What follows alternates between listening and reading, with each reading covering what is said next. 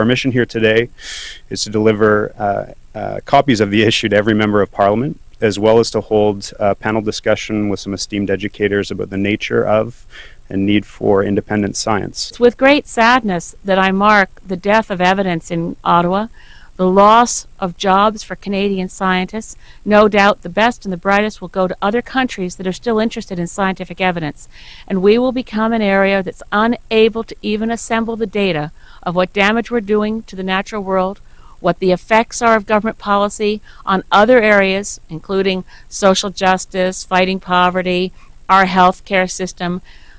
When the Harper era finally ends, people who are interested in information and science and data will go back and find this dark period where no information was collected. Our government, it seems, does not really want science to be widely communicated, especially in relation to its implications for being an environmental scientist employed by the government of Canada. You must feel a little bit like Galileo facing the Church of the Holy Fossil Fuelism. Scientists that had felt comfortable talking to the media for years now couldn't talk to the media until they went through a series of hoops that were designed from our point of view not just to control a message but to control the science. Conservative government, as Mr. Harper just said, you think we're going to pay any attention to journalists complaining about scientists, access to scientists? They felt so confident that people really didn't care much about science. Fundamentally, they did not know much about science, and so it was easy to ignore it.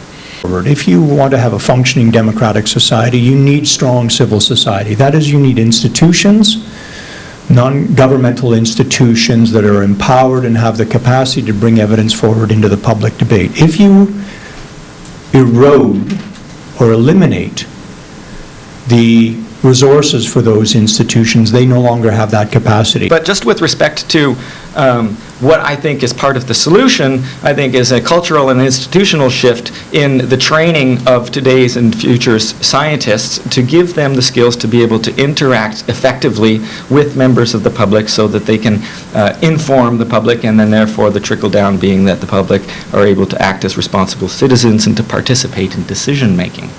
The era of social media is upon us, and I think that's to the good, because it gives an outlet. We're a concerned, interested, enthusiastic public that would like to make sure we see evidence used properly in policy making, because this is our future.